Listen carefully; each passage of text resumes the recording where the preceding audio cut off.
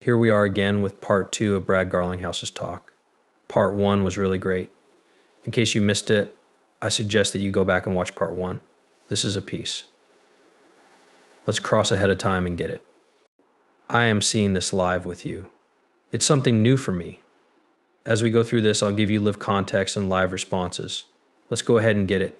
Yes, it looks like there's also an undercurrent. You only talked about that kind of time in the United States. US blockchain, I guess my feeling is that this has been helping to value the business, but maybe that's part of the reason you talk about XRP move. But US blockchain probably still depends on going backwards, which means you get better treatment because you built the generation. I know that we live in a foreign time and that this is a global business, but does that matter to you? And of course, there may be plans or at least talk about Bitcoin having no taxes. That must be really big. I mean, are there things that you think might put Ripple as a business in a better situation than it would be if America wasn't getting favored going forward? So it looks like this might be the place where this management is going. Of course, I'm talking about years ago before Biden was elected. You know who we were? I used to say things like, I just need to level up my gambling discipline like in America. The government shouldn't pick winners and losers. You already know a lot about how much I like Bitcoin and ETH, the SEC, but people forget about this. But XRP used to be the second most expensive cryptocurrency right after Bitcoin.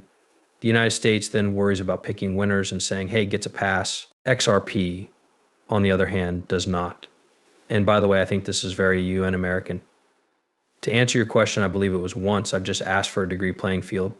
It does make sense. And I think that if you use the crypto markets as a gauge, it really would.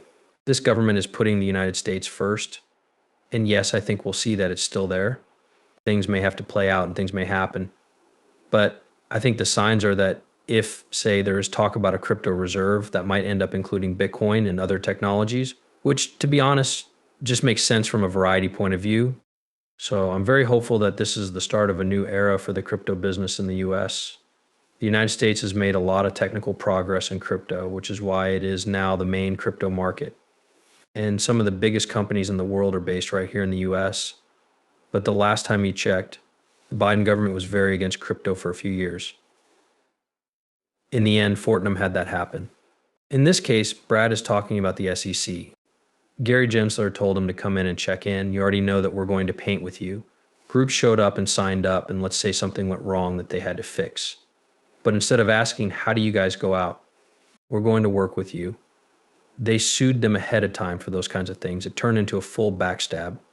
The Biden administration launched a full attack on the cryptocurrency market.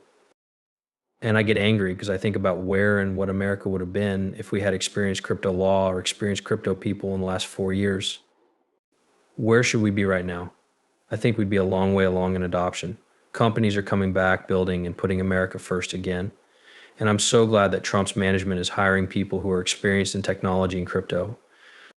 And I guess that will almost help us in the end, even though it might be one of the worst things in the world. It's ending and coming to an end. For the groups that Ripple included, this is really going to be good. Yes. And just having more information and clearer rules about how street capital moves, whether it's into investing in groups, tokens, or new technologies, seems to speed up this other part of the situation. I want to know if there are any areas that you think about that may have been holding you back from being innovative, and that we are about to definitely free up for the more exciting. Use situations that you think might go wrong now to see if they can go forward. Like if it's a wave or something bigger. Do you think the things you learned might be interesting? Yes, to begin, one thing you said that I'd like to comment on is the idea that some people, especially people like Elizabeth Warren, think the crypto business doesn't want to be regulated. The reverse of what is real is real. What the business world has been asking for is clear rules for the street. Because we want to be controlled, we know how to work within that. And the vast majority of people I know who work in crypto need to be top players. We just need to see what that looks like. To answer your question, it's not that people need less government control, they need good laws. And I believe we're almost there. I missed the second part of your question. You talk about new technologies or areas where you think the law might need to be more clear. Well, the first thing is that I think most of the major business institutions in the United States have looked at, we're going to lean out until it can be read. He also knows people, Paul Akin knows people who know James Wallace. Wow, that is really amazing. We don't have to take the chance. We don't want to be in Gary Gensler's sights. We're just going to sit down now. Things have begun to change in that way. You've seen some almost pioneering, well, at least somewhat pioneering comments, so pass that along from the back rocks of the world.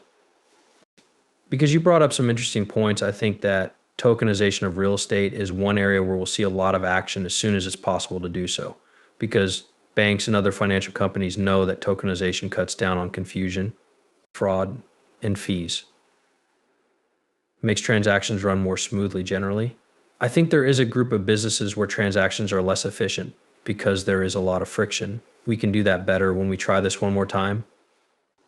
The US banking system works better, which is good for everyone. You know, Vlad, the CEO of Robinhood, said in public that they may be able to cut the price of their security settlement by an order of magnitude because of the work they've done to build out crypto settlements and their infrastructure. That is a very important matter right now. Costs are going down by an order of magnitude, which is good for their users. That being said, I guess we should start with how can we help the US be aggressive? How can we help the buyer from the United States? What can we do to help small businesses in the US? These are tools that make performance at scale possible. Ripple was built around a single set of issues. There are a few other great companies doing great things in different areas that really get me excited. I also think it works for the industry. Also, I believe all boats can go up. Okay, great. In terms of XRP, it's clearly going up at an incredibly fast rate right now. I think it's been up as much as 5x since before the election. You know about Big Run because XRP ETs has been filed. We're talking about crypto reserves, which is likely. Related to what you just said about things that might be sparking interest blockchains that focus on the US and new institutional demand, what were the things you saw in the market story? I may have touched on a lot of points, but could you talk about the main points for XRP and where you think the market is going? I don't know for sure how much you could share at the coin, but yeah, I love hearing about what you think you studied. The coolest news is that it is open source technology. It's the number one for better or worse, and you don't always have that many exclusive tons. Like, this is where it's going. I'm hopeful about crypto huge could be very high. And this is because, among other things, we've already talked about the vast majority of cryptos are very tough against inflation. So I think that the market will be normal as I expected. I think it was about 12 to 13 months ago that I thought the market might reach as much as $5 trillion this year. With only 1 month left, that seems like a lot of work. But based on the time, I think we've been at 1.5 to at least 1.8. Now we are at 3.5 trillion all in, and I'm sure it will hold the fashion upward among right here now in the end of the 12 months. For many people, XRP in particular, it wasn't that long ago that it became the second most valuable digital currency. And once more, that was before you had these outside things that I might say were not natural or even moral on the page, but you know what I mean? And I guess, so this is why Brad Garlinghouse and Ripple were given a 16Z in Coinbase and made a great percent called Fair Shake, which gave money to support politicians who were already familiar with crypto. 2 more rounds of elections were held in November, and 250 candidates were chosen. These candidates are experienced crypto regulators in the US.